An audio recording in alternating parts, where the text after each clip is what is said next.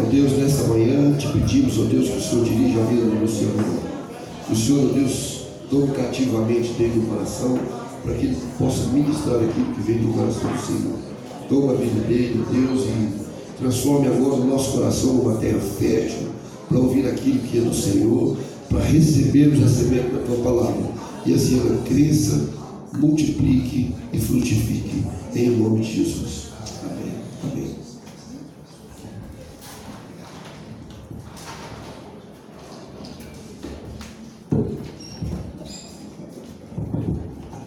Paz. O ministério de Jesus, ele nos chama muita atenção.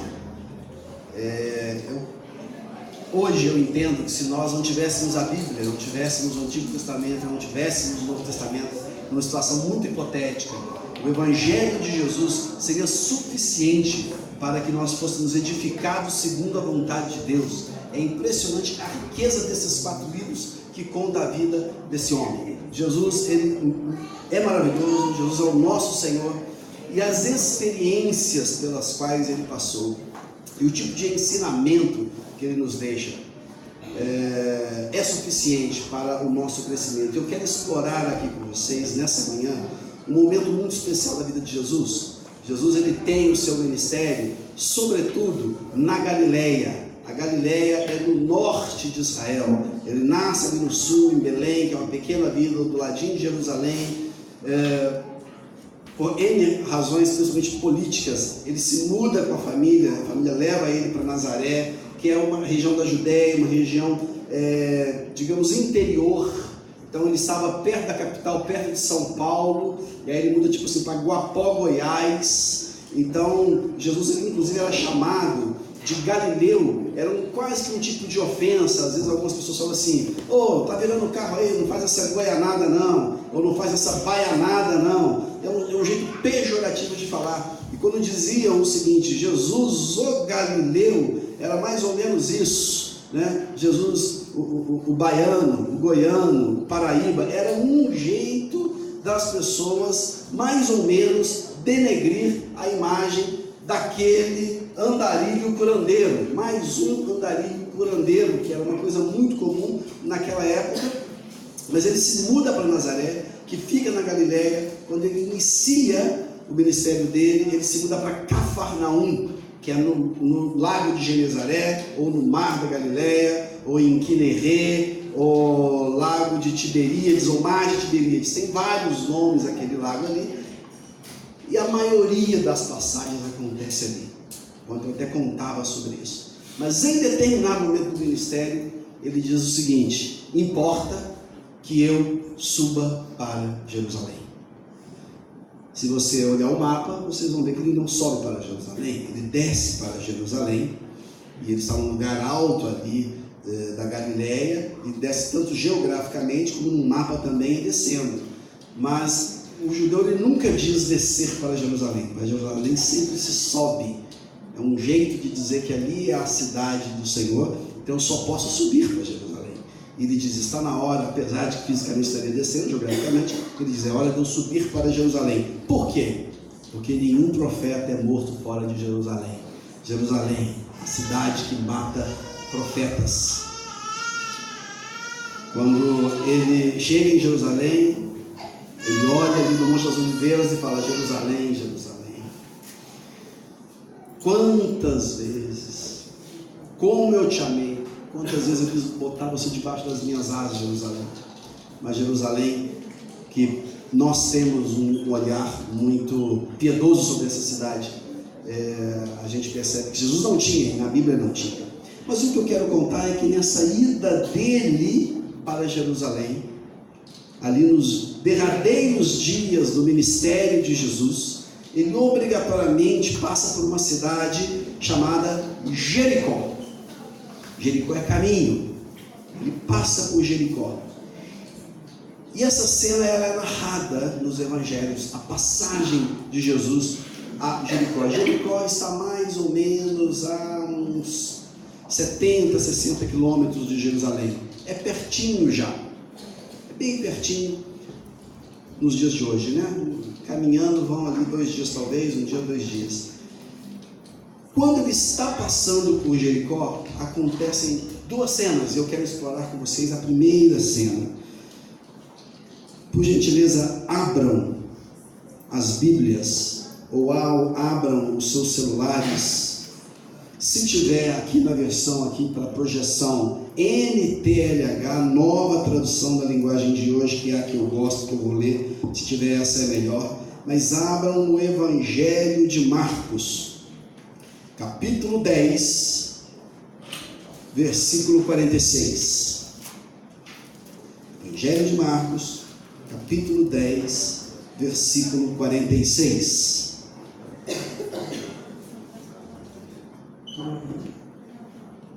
Pessoal aí da produção, temos NTLH?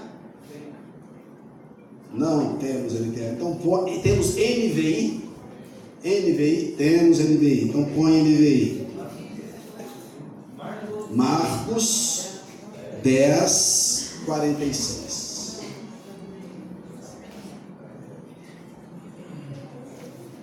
Podem acompanhar ali também. Jesus e os discípulos chegaram à cidade de Jericó. Quando ele estava saindo da cidade com os discípulos e uma grande multidão, encontrou um cego chamado Bartimeu, filho de Timeu. O cego estava sentado na beira do caminho pedindo esmola. Quando ouviu alguém dizer que era Jesus de Nazaré que estava passando, o cego começou a gritar: Jesus, filho de Davi, tenha pena de mim. Ou em outra versão: Jesus, filho de Davi, tem misericórdia de mim. Muitas pessoas o repreenderam e mandaram que ele calasse a boca, mas ele gritava ainda mais: Filho de Davi, tenha pena de mim. Então Jesus parou e disse: Chamei o cego. Eles chamaram e lhe disseram: Coragem, levante-se, porque ele está chamando você. Então Bartimeu jogou a capa para um lado, levantou-se depressa e foi até o lugar onde Jesus estava. O que é que você quer que eu faça? Perguntou Jesus. Mestre, eu quero ver de novo, respondeu ele. Vá, você está curado, porque teve fé, afirmou Jesus. E no mesmo instante, Bartimeu começou a ver de novo e foi seguindo Jesus pelo caminho. Nós temos aqui uma série de aspectos que nós podemos explorar sobre esse texto. Primeira coisa, Jesus passando pela cidade de Jericó, um cego à beira do caminho, que estava ali há muito tempo, era cego há muito tempo, e ele tinha uma profissão: pedinte. Um cego que trabalhava pedindo esmolas diariamente. Num outro trecho diz que ele ouve um barulhão, pergunta o que está acontecendo, e fala: Jesus de Nazaré está passando aí. É o que afirma. E eu tive cuidado de observar nos outros trechos que contam essa história. Eles falam Jesus de Nazaré. Quem é Jesus de Nazaré? Jesus tem vários títulos. Jesus de Nazaré é um dele, Galileu é um dele. Títulos de homem: é um homem referenciado por um lugar. Maria de Magdala, Maria Madalena. Jesus de Nazaré é o Jesus que nasceu em Nazaré. Não disseram que era o filho de Deus, não disseram que era um grande profeta, não disseram que era o filho de Davi, disseram que era Jesus que estava descendo de Nazaré, passando por Jericó para ir para Jerusalém. Jesus de Nazaré, o homem. Mas o cego não chama de Jesus de Nazaré. O cego fala: Jesus, filho de Davi. Ele dá outro título para Jesus: Jesus, filho de Davi, tem misericórdia de mim. O que significa Jesus, filho de Davi? Que título é esse? Filho de Davi, todo mundo sabe. O novo rei, o Messias, o aguardado, o esperado. O filho de Davi era como era chamado o Messias. Então, se alguns referenciaram Jesus como Nazareno, ele diz filho de Davi, e ele grita filho de Davi, ou seja, a fé dele não era a fé de que passava ali simplesmente um nazareno, simplesmente mais um andarilho curandeiro, mais alguém que estava arrastando multidões, que era uma coisa muito comum. Ele falava assim: esse é o Filho de Deus, esse é o Senhor. E ele começa a gritar: filho de Davi, filho de Davi. E Jesus não escuta, e ele vai gritando mais alto, e tentam calar ele, e cada vez ele grita mais. Jesus nos conta uma parábola aonde ele nos ensina da importância de nós insistirmos com Deus em oração. Várias parábolas, mas uma delas, a da viúva pobre, lembra?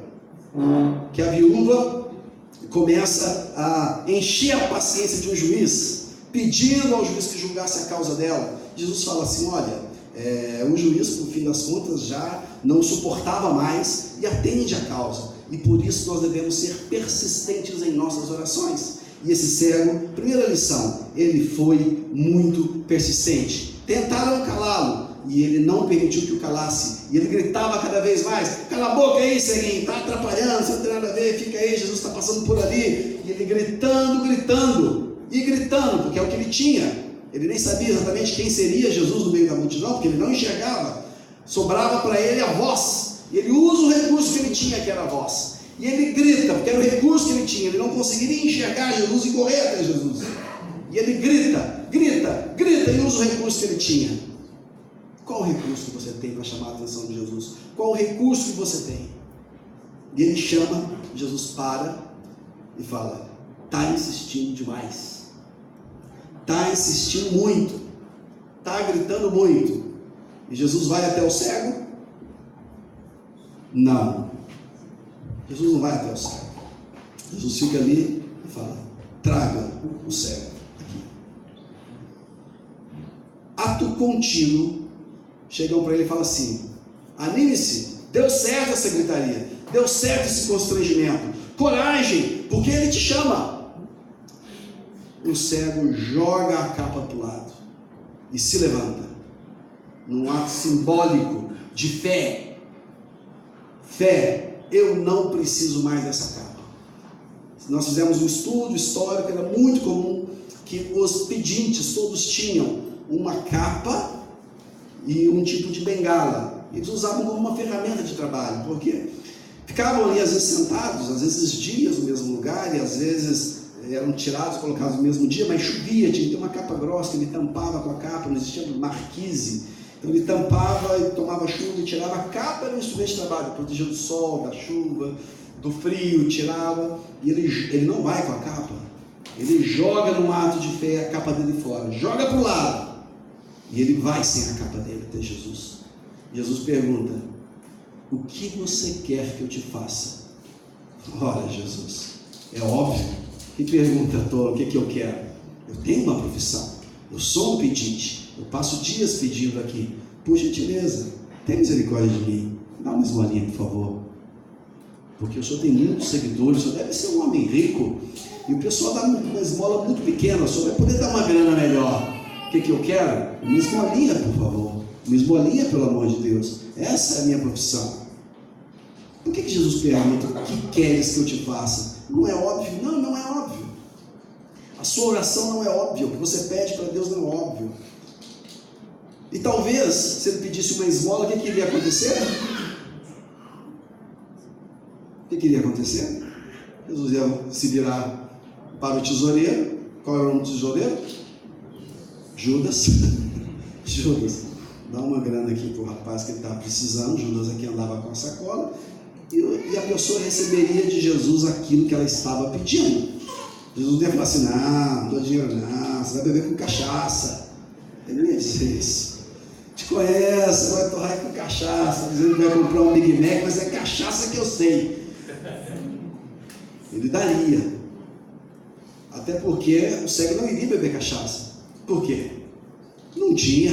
Ele ia beber vinho, né? Não era cachaça. Não tinha cachaça, ele ia beber outra coisa. Mas, se ele pedisse uma esmola, que é o que ele faria com todo mundo, é o que ele fazia, é o que ele estava acostumado, possivelmente ele alcançaria o seu objetivo, alcançaria a sua graça diante do Deus Altíssimo, do Filho de Deus que passava ali. Ele poderia pedir várias coisas ele alcançaria, Mas ele foi muito ousado. Ele pediu aquilo que ele sabia que ele somente poderia pedir para aquele homem que estava passando ali. O que você quer que eu te faça? E a pergunta de Jesus: eu quero um milagre. Eu não quero uma ajudadinha, eu não quero dar um jeito, eu não quero um pouquinho, eu quero o máximo. Eu quero um milagre. Meu irmão, minha irmã, você pode pedir para Jesus para ele te dar uma força, que ele vai te dar uma força. Você pode pedir para Jesus para ele te dar um empurrãozinho, ele vai te dar um empurrãozinho. Mas você pode pedir para Jesus um milagre. Você pode pedir. A especialidade dele, na verdade, é essa. Se a especialidade do cego era fazer pedidos, a especialidade de Jesus era fazer milagres. E ele pede a coisa certa para a pessoa certa. Ele não pede o mínimo, ele pede o máximo. Mas ele teve fé. Ele sabia que não era mais um dos vários andarilhos curandeiros que passavam por aquela região, amealhando vários. Poucos dias antes tinha passado ali um outro, que também é caminho, chamado João Batista. O João Batista passou ali no caminho contrário, já saindo de Jerusalém, passando por Jericó, indo até o Jordão, que é um ponto que tem ali de batismo, que é um ponto onde João Batista batizava. Certamente João passou por esse cego. Pode até ter dado uma esmola para o cego.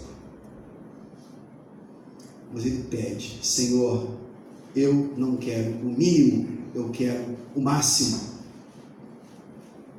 E Jesus entrega para ele. Jesus diz: ok, coragem, sua fé te salvou.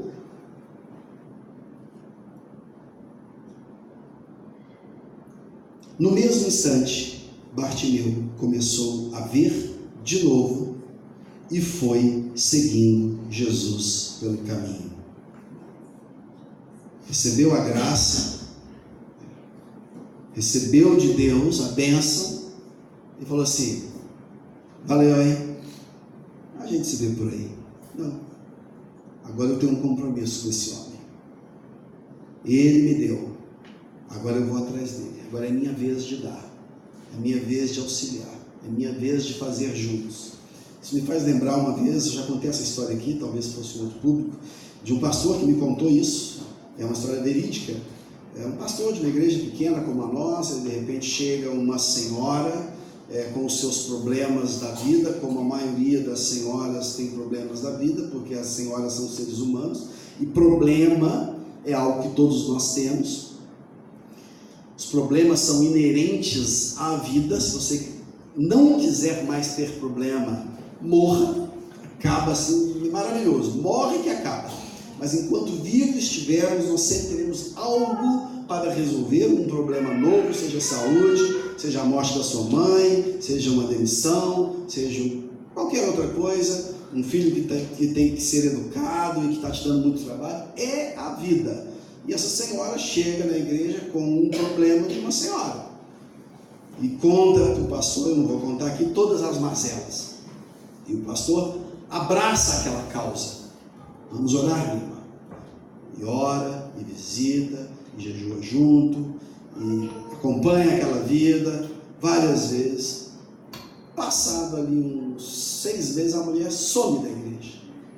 Some, ele liga, mas ela não atende, para não constranger, simplesmente deixa de procurá-la. Passa o tempo, ele a encontra na fila do banco, num banco. Minha irmã, quanto tempo? A irmã sumiu da igreja, está tudo bem. Por que a irmã não vai mais na igreja? Ah, pastor, é porque eu consegui a bênção. Eu falei assim: como é que é, irmã? Lembra que nós orávamos por aqui? Deu certo, consegui a bênção, está tudo certo. Não preciso mais voltar na igreja. Que legal. Que legal. Mais ou menos do jeito que muitos de nós às vezes pensamos. Quando estamos numa dificuldade, buscamos o Senhor com toda a devoção.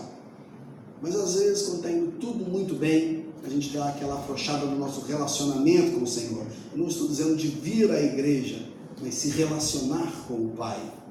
E eu estou dizendo de mim também. Eu me lembro quando eu era mais jovem, e a minha vida era uma vida muito fácil, tranquila, abençoada, como eu já contei aqui algumas vezes, todos sabem disso. filho de família rica, um reizinho. Não, para quem não me conhece, é o oposto disso. Era uma vida muito complicada, muito complexa, com muitas variáveis angustiantes. E quando eu me converto, eu me torno um exímio jejuador. Como jejuava? Jejuava, orava, jejuava. E as graças foram vindo. Eu fui sendo abençoado mesmo. Até que depois de muita bênção, a prática do jejum desapareceu da minha rotina. Não preciso mais, já fui abençoado, já recebi o que eu queria. Para que jejuar? Né? Eu não vou contar aqui agora, senão eu vou devagar. Mas, de fato, eu atualmente tenho me cobrado, eu mesmo, Deus não tem me cobrado isso. Porque Ele não me ama pela quantidade de jejuns que eu faço ou deixo de fazer. Ele me ama porque Ele é Deus. E Ele consegue me amar apesar de mim. Mesmo sendo eu quem eu sou, Ele é capaz de ainda assim me amar. E Ele não vai dizer assim: ah, Luciano, eu te amava mais quando você jejuava. Ele jamais vai dizer isso. Ele não me amava mais e nem me amará mais. O jejum, ele não é importante para Deus. O jejum, ele é importante para mim. A oração, ela não é importante para Deus. Deus não vai dizer assim: ah, estou sozinho aqui, ninguém ora para mim, eu estou solitário. Ele não vai entrar em depressão. A oração é para você. Você precisa da oração. A comunhão do seu espírito com o Espírito de Deus vai fazer bem para você. Deus é Deus. Deus é eterno. Deus, Ele está pleno. Mas nós não. Nós dependemos dessa plenitude. O cego seguiu a Jesus, permaneceu num novo caminho, num novo caminhar, como uma resposta dele àquilo que Jesus tinha feito à vida dele. Pergunta: Jesus disse para ele: vem e segue-me? Não, Jesus não disse para ele: vem e segue-me. Jesus já estava no fim do seu ministério, da sua caminhada. Eram os seus últimos dias de vida, ele bem sabia disso. Ele já tinha amealhado todos os discípulos, apóstolos e muitos seguidores. Ele não fazia mais questão de ninguém caminhando atrás dele, e ele não disse: vem e segue. Jesus não precisava. Quem precisava era o cego. Foi uma resposta. E eu pergunto para você: de tudo o que Deus tem feito por sua vida, desde quando você começou a caminhar com Ele, quais têm sido as respostas que você tem dado a Deus, em termos de comportamento? Como você tem respondido ao Senhor?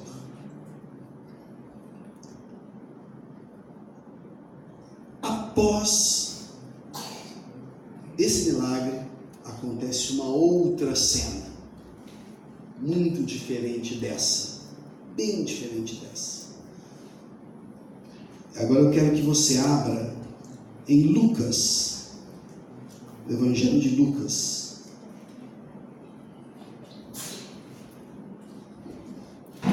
capítulo 18, perdão, capítulo 19.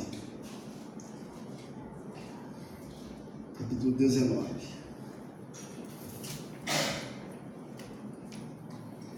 Quem tiver com a Bíblia na mão, você vai perceber que os últimos versículos do capítulo 18, os últimos versículos, foi o que nós acabamos de ler, perfeito?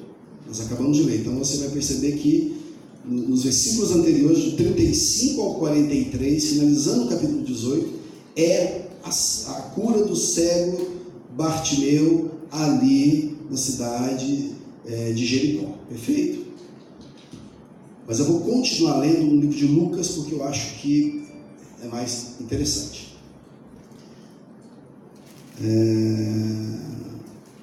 Vou ler só o último versículo do capítulo anterior. No mesmo instante, o cego começou a ver, e dando glória a Deus, foi seguindo a Jesus, e todos os que viram começaram a louvar a Deus. Finalizou a cena anterior. E aí acontece o seguinte: e Jesus vai andando por Jericó, que é o que estava acontecendo, e atravessando a cidade. Uma nova história em Jericó, logo após. Morava ali um homem rico, chamado Zaqueu, que era chefe dos cobradores de impostos. Ele estava tentando ver quem era Jesus, mas não podia, por causa da multidão, pois Zaqueu era da mesma altura que o pastor Luciano Maia. Então, correu adiante da multidão e subiu numa figueira brava para ver Jesus, que devia passar por ali. Quando Jesus chegou àquele lugar, parou, olhou para cima e disse: Zaqueu, desça depressa, pois hoje eu preciso ficar na sua casa.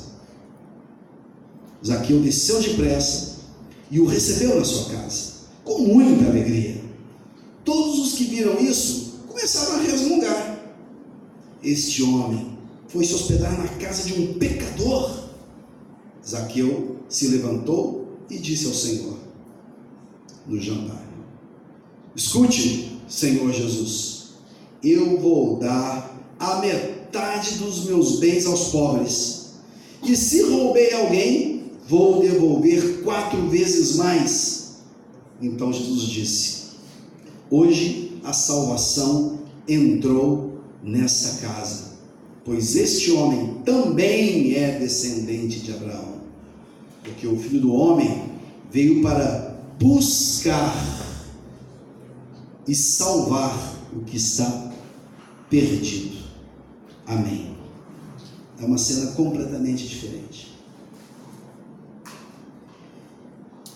E eu quero confrontar os irmãos no sentido de entender o que acontece nessa cena.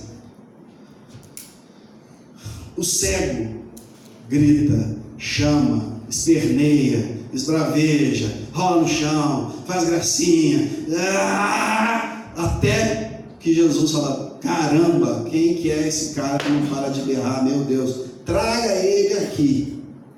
O que você quer? O que você quer?